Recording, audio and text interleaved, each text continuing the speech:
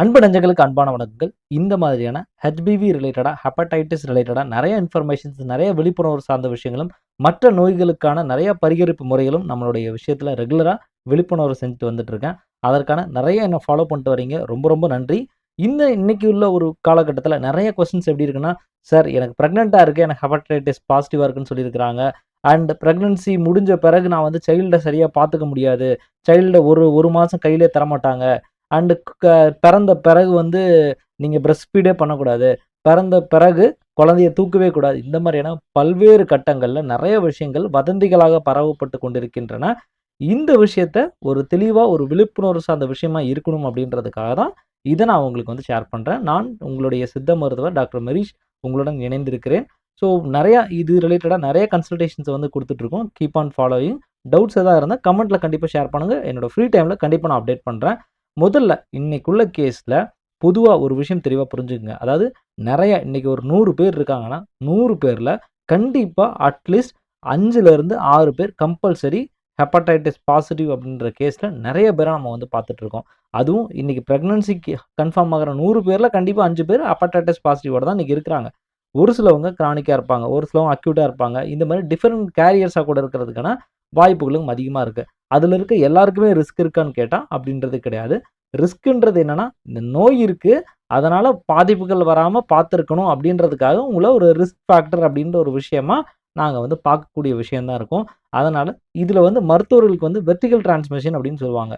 குழந்தைக்கு மதர்ட்ட இருந்து அம்மாகிட்ட இருந்து குழந்தைக்கு பரவக்கூடாது. அதுக்கு என்ன மாரியான விஷயங்கள்லாம் செய்யப்பட வேண்டும் அப்படின்றது தான் முக்கியமா பார்க்கப்பட வேண்டியது. இந்த மாரி தேவையில்லாத அறகுறையாக சரியான இத புரிதல் இல்லாம நெறைய நபர்கள் கிராமங்கள்ல பார்த்தீங்கன்னா, இத சார்ந்து ஊர்ல உள்ள ஒரு ஹெல்த் சென்டர்ல இருக்கக்கூடிய ப்ரொஃபஷனல்ஸ் எல்லாமே ப்ராப்பரா இத எஜுகேட் பண்ணாம, தேவையில்லாம அத லேப் டெக்னீஷியன்ஸோ அல்லது நம்ம ஊர்ல இருக்கக்கூடிய நர்ஸஸோ இவங்க இந்த மாரி ஏதாவது போய் இதா கேட்கிறப்போ, இந்த மாரி ஏதாவது ஒண்ணு சொல்லி விட்டுறது. கம்ப்ளீட்லி அவங்க மைண்ட் கம்ப்ளீட்லி ரொம்ப டிஸ்டர்ப்டாவே இருந்துட்டே இருக்க கேஸஸ் நெறைய பார்த்துட்டு இருக்கோம். முதல்ல ஒரு விஷயம் நீங்க இங்க பார்த்தாலே தெரியும். ஒரு விஷயம் தெளிவா புரிந்து கொள்ளுங்கள். அதாவது குழந்தை அப்படின்றது வயிற்றுக்குள்ள நம்மளுடைய யுட்ரஸ்ல இருக்கிற வரைக்கும் அது வந்து இன்ட்ரா யூட்ரைன் ஃபேஸ்ன்னு சொல்லுவோம். அது ரொம்ப ரொம்ப சேஃபான ஒரு இடங்க. அங்க அங்க பரவவே பரவாதான்னு கேட்டா 15% வாய்ப்பு இருக்கு. ஆனா மேக்ஸிமம் அந்த மாரியான கேஸஸ் வந்து அதிகமா இருக்கிறதில்ல. ரைட்டா? அதன் பிறகு அந்த யுட்ரைன் ஃபேஸ்ல இருந்து நீங்க பார்த்தீங்கன்னா தெரியும். உங்களுக்கு ஆரோ போட்டு நான் காட்டுறேன் இப்போ. இந்த யுட்ரைன் ஃபேஸ்ல இங்க எல்லோ கலர் ஆரோ தெரியும்னு நெனைக்கிறேன். இந்த யுட்ரைன் ஃபேஸ்ல இருந்து அப்படியே நமக்கு வெளிய வரக்கூடிய இந்த பகுதி இருக்கு இல்லையா? இந்த பகுதி தான் ரொம்ப முக்கியமான பெரிநாட்டல் ஃபேஸ்ன்னு சொல்லுவோம். இந்த இடம் தான் அதிகமா சான்சஸ் ஆஃப் ஸ்ப்ரெட்டிங் இருக்கக்கூடிய வாய்ப்பு இருக்கக்கூடிய அதிகமான ஒரு முக்கியமான இடம். இங்க தான் பிளட் விஷயத்தோட டைரக்ட்டா கான்டாக்ட்ல வரக்கூடிய ஒரு முக்கியமான எக்ஸ்போஷர் பகுதி அப்படின்னு சொல்லலாம். ஸோ, அப்போ உள்ள இருக்கிற வரைக்கும் சைல்டுக்கு எந்த விதமான பிரச்சனையும் இருக்காது. வெளிய வர்ற சமயத்தில பாதிப்புகள் வர்றதுக்கு ஒரு எக்ஸ்போஸ் ஆகறதுக்கு படுவதற்கு வாய்ப்பு இருக்கு. இதுதான் சைல்டுக்கு டிரான்ஸ்மிட் ஆகக்கூடிய இந்த வாய்ப்ப வெர்டிகல் டிரான்ஸ்மிஷன் அப்படின்னு சொல்லுவாங்க. ஸோ இதுதான் முக்கியமா நம்ம பார்க்க வேண்டியது. அப்போ மருத்துவர்களுக்கு என்ன அந்த இடத்துல வேலை இருக்கு அப்படின்னா, பேஷண்ட்டுக்கு பிஃபோர் அந்த 10 மாசமும் அவங்கள வந்து ஃபர்ஸ்ட்டு கண்டுபிடிச்சுட்டாங்க. 3வது மாசத்துல கம்பல்சரி செக் பண்ணணும். செக் பண்ணலனா அப்படின்னா செக் பண்றது நல்லது. அதன் பிறகு செக் பண்ணின பிறகு உங்களோட டிஎன்ஏ லோட்ஸ் எவ்வளோ இருக்குன்னு பாருங்க. HbEAg லெவல் எவ்வளோ இருக்குன்னு பாருங்க. அது அதிகமா இருந்தா அதுக்கு தகுந்த மாரி ஆலோசனைகள நீங்க வந்து கண்டிப்பா வந்து மேற்கொள்ளணும். எங்கள்ட்டயும் தாராளமா வந்து மேற்கொள்ளலாம். அருகில் உள்ள உங்களுடைய மருத்துவர்ட்டயும் தாராளமா நீங்க வந்து உங்களோட பிரெக்னன்சி சார்ந்து பார்க்கக்கூடிய மருத்துவர்ட்டயும் இதுக்கான ஆலோசனையை கண்டிப்பா வந்து பெற்றுக்கொள்ள வேண்டும். நெறைய சமயத்துல இது லெவல் அதிகமா இருந்தா, ஒரு சில விஷயங்கள் வந்து அதுக்கான தடுப்பு விஷயங்கள் நெறைய என்ன செய்யணுமோ, அத வந்து செய்ய வேண்டியிருக்கும். லெவல் 2,00,000க்கு கீழ இருக்குன்னா, ஃபர்ஸ்ட்டு பயப்படாதீங்க. அதற்கு என்ன செய்யணுமோ, அத வந்து மருத்துவர்கள் ஆலோசனை கண்டிப்பா வழங்குவாங்க. ஸோ, அப்போ இந்த எக்ஸ்போஷர் ஜோன்ல வரக்கூடிய பிளட் வந்து படுறதுனால தான் எக்ஸ்போஷர் அப்படின்றது இருக்கும். இதுதான் ரீசன். சரி, அப்ப இத தடுக்கிறதுக்கு வேற வழியே இல்லையான்னு கேட்டா, ஆன்டினேட்டல் கேர்ன்றது ப்ராப்பரா இருக்கணும். ரெகுலரா செக் பண்ணணும். 3 மாசத்துக்கு ஒரு முறை செக் பண்ணணும். இது 1. 2வது சைல்டு பெர்த் அதாவது பிறந்த பிறகு அவங்களுக்கு ஒரு குறிப்பிட்ட கிரிட்டிக்கல் விண்டோன்னு சொல்லுவோம். அந்த கிரிட்டிக்கல் விண்டோன்றது 24 ஹவர்ஸ்ல என்ன செய்யணும் அப்படின்றதையும் பண்ணணும். 3வது ப ஆஃப்டர் பிரெக்னன்சில என்ன செய்யணும் அப்படின்றது இந்த 3 விஷயத்த தெளிவா பண்ணீங்கனாலே, உங்களோட சைல்ட ஆரோக்கியமா எந்தவித நோய் தாக்கமும் இல்லாம அழகா வளர்க்கலாங்க. ஸோ முதல்ல ஒவ்வொரு மாசமும் HbSAgயோட CMI வேல்யூ லெவல பாருங்க. 2வது ஹெச்பிவி டிஎன்ஏவோட லெவலை வந்து பாருங்கள். இன்கேஸ் இந்த லெவல் அதிகமாக இருக்குன்னா அதுக்கான ஆலோசனையை பெறணும். சரி சார், இப்போ இதெல்லாம் வந்து எனக்கு இது எடுக்கிறதுக்கு ரொம்ப சிரமமாக இருக்குது சார், ஹை காஸ்ட்டாக இருக்குது, இது கவர்மெண்ட்டில் எடுப்பாங்கன்னு கேட்டால் எல்லா மெடிக்கல் காலேஜிலும் எடுப்பாங்க. அல்லது உங்களுக்கு எடுக்க சிரமமா இருக்கு அப்படின்னா, இன்கேஸ் நம்ம கனெக்ஷன் லேப்ஸ் இருக்கு. நீங்க சொல்லுங்க. டெஃபினட்டா நீங்க கன்சல்டேஷன்ஸ் எடுக்கிறப்போ கண்டிப்பா நான் அத வந்து உங்களுக்கு நியர்பை உங்க டிஸ்ட்ரிக்ட்லயே எங்க எடுக்கணும் அப்படின்ற விஷயத்தையும் நான் வந்து சொல்லிக் குடுக்குறேன். ஸோ இது ஒரு சில விஷயங்கள தெளிவா வந்து ஃபாலோ பண்ணணும். ஸோ அதிகமா வைரஸ் வந்து ரெப்ளிகேஷன் மல்டிப்ளை ஆகக்கூடிய அந்த விஷயத்த சேஃபா தடுத்து வைக்க வேண்டியது அவசியம். கூடவே இத தான் WHO ஆகட்டும், அமெரிக்கன் அசோசியேஷன் ஆகட்டும், யூரோப்பியன் அசோசியேஷன் எல்லாருமே சொல்லக்கூடிய விஷயம் அப்படின்றது இவ்வளதான். பிரெக்னன்சில தேவையில்லாம மருந்த குடுத்து தேவையில்லாம டிஸ்டர்ப் பண்ண வேண்டாம் அப்படின்றத அவங்களுமே சொல்றாங்க. 2வது சைல்டு பிறந்த பிறகு அந்த பிளட் கான்டாக்ட் அந்த நம்மளுடைய அந்த எக்ஸ்போஷர் ஜோன் சொன்னேன் இல்லையா? எக்ஸ்போஷர் ஜோன் முன்னாடி நான் காட்டியிருப்பேன். இந்த எக்ஸ்போஷர் ஜோன்ல பட்டக்கூடிய அந்த பிளட் சைல்டு மேல பட்டிருக்கும் இல்லையா? அல்லது மேல வந்து இதாயிருக்கும். அந்த எக்ஸ்போஸ் ஆயிருக்கும். ஸோ அத தடுக்கிறதுக்காக வித்தின் 24 ஹவர்ஸ்ல சைல்டுக்கு வேக்சினேஷன் பண்ண சொல்றாங்க. அதுவும் 12 மணி நேரத்துக்கு உள்ளேயே பண்ணிட்டீங்கன்னா ரொம்ப ரொம்ப சேஃப் அப்படின்னும் சொல்றாங்க. ஒரு சிலவங்க கிராமத்துல மேக்ஸிமம் இப்ப எல்லாமே இன்ஜெக்ஷன்ஸ் முன்னாடியே சொல்லிடுறாங்க. ஏன்னா 3வது மாசமே ஹெப்படைட்டிஸ் செக் பண்ணிடுறாங்க. இந்த கார்ட்லயும் எழுதிருவாங்க HPSAG பாசிட்டிவ் கேஸ்ன்ட்டு. ஸோ என்ன தேவையோ அதெல்லாம் முன்னாடியே அரேஞ்ச் பண்ணி குடுத்துறதா சொல்லிடுறாங்க. அதனால ஹெப்போட இம்யூனோகுளோபுலின் அப்படின்ற இன்ஜெக்ஷன கண்டிப்பா பண்றாங்க. அத வந்து உங்க சைல்டுக்கு பண்றாங்களா அப்படின்றத என்ஷூர் பண்ணிக்கங்க. இது வந்து யாருக்காக அப்படின்னா, பிரெக்னன்சில ஹெப்படைட்டிஸ் பாசிட்டிவா இருக்கக்கூடிய மதருக்கு பிறந்த சைல்டுக்கு மட்டும் தான் போடுவாங்க.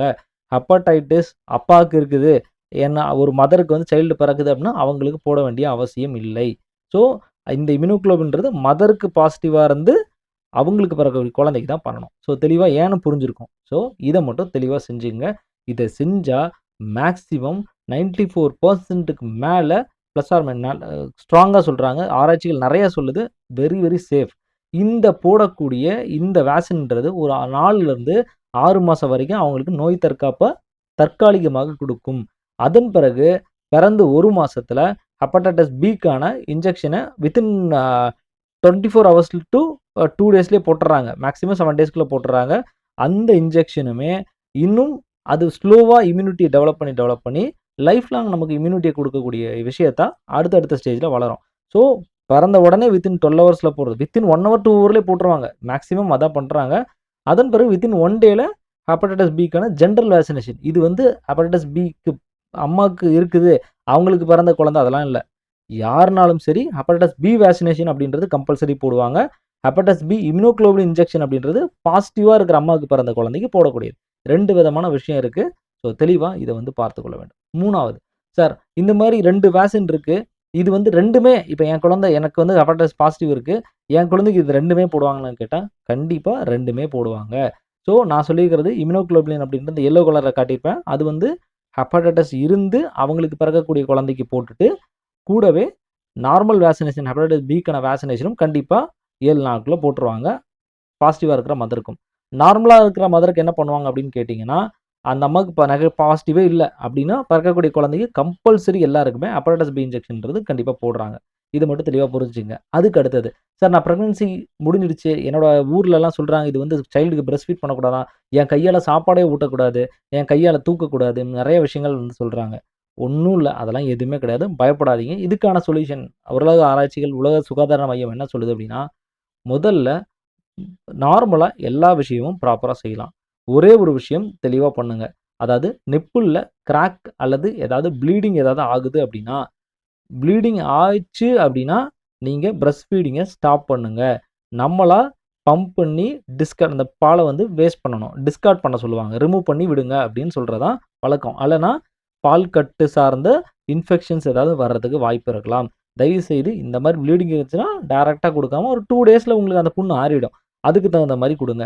ஸோ, அப்ப இந்த புண்கள தடுக்கிறதுக்கு என்ன பண்ணணும்? மாறி, மாறி ஒரு ஒரு நாள் ஒரு ஃபீட்ல குடுக்குறீங்க. இல்ல ஒரு நேரம் ஒரு நிப்பிள்ல குடுக்குறீங்கன்னா, அதர் டைம் இன்னொரு நிப்பிள்ல நம்ம வந்து மூவ் ஆகுறது ரொம்ப, ரொம்ப நல்லது. ஸோ, இது ப்ளீடிங் ஆனா, அல்லது சார் எனக்கெல்லாம் ப்ளீடிங்லாம் கிடையாது. As usual I am very normal அப்படின்னா, தாராளமா பிரஸ்ட் ஃபீட் பண்ணலாம். எந்த விதமான பிரச்சனையும் கிடையாது. சரி, இன்னைக்கு ப்ளீடிங் இருந்து சரியாயிடுச்சு. மறுபடியும் திரும்பவும் ப்ளீடிங் வந்தா 2 நாள் ஸ்டாப் பண்ணணும். இப்படியே கொண்டு போறது நல்லது. ஸோ, உங்க சைல்ட நார்மலா தூக்கலாம், நார்மலா கிஸ் பண்ணலாம், நார்மலா கேர் பண்ணிக்கலாம், நார்மலா வாஷ் பண்ணலாம். எல்லாமே பண்ணலாங்க. இதனால கேஷுவல் கான்டாக்ட்னால எந்த விதத்துலயும் வராது அப்படின்றது சிடிசியும், உலக சுகாதார மையமும் சொல்லக்கூடிய ஒரு முக்கியமான ஆதாரமா இருக்கு. Only spread through blood. அத தெளிவா ஃபோக்கஸ் பண்ணிக்கங்க. அதான் ரொம்ப ரொம்ப முக்கியமானதா பாடி ஃப்ளூயிட்ஸ்ன்னு சொல்லுவோம். ஸோ ஃபியூச்சர்ல வந்து பார்த்தீங்கன்னா, நெறைய பர்த் வேக்சினேஷன்ஸ், போஸ்ட்பார்டம் கேர் இந்த மாரி விஷயத்த தெளிவா பண்ணோம் அப்படின்னா, கண்டிப்பா சைல்டு நல்லா வந்து ஹெல்த்தியா இருப்பாங்க. எவ்ரி டைம் அவங்களுக்கு வந்து நம்ம ஒரு 5 years once every 5 years once mother பாசிட்டிவா இருக்கிற மதர் குழந்தைக்கு 5 இயர்ஸ் ஒன்ஸ் செக் பண்றது ரொம்ப ரொம்ப நல்லது. 10 இயர்ஸ் ஒன்ஸ் வேக்சினேஷன பூஸ்டர் பண்ணிக்கிட்டே இருங்க. இதெல்லாம் செஞ்சா குழந்தை மிக மிக ஆரோக்கியமாகவும், நல்ல ஒழுக்கத்துடனும் நம்ம அவங்கள வந்து வளர்த்தெடுக்கிறதுக்கு ஒரு முக்கிய காரணியா இருக்கும் அப்படின்றத இந்த விழிப்புணர்வு காணொளி மூலியமா தெரிவித்துக் கொள்கிறேன். இது சம்மந்தமான ட்ரீட்மெண்ட்ஸ், இது சம்மந்தமான கன்சல்டேஷன்ஸ் எது வேணும்னா, டெஃபினட்டா என்னோட கான்டாக்ட் நம்பர் மேல இருக்கு. இதுல எப்பொழுதும் தாராளமா நீங்க அழைச்சு, அதுக்கு தகுந்த விஷயத்த கன்சல்டேஷன்ஸ நீங்க தாராளமா எடுத்துக்கொள்ளலாம் அப்படின்ற விழிப்புணர்வையும் தெரிவித்துக் கொள்கிறேன். இன்னொரு விழிப்புணர்வு சார்ந்த வீடியோல சந்திப்போம். அன்டில் நன்றி, வணக்கம்.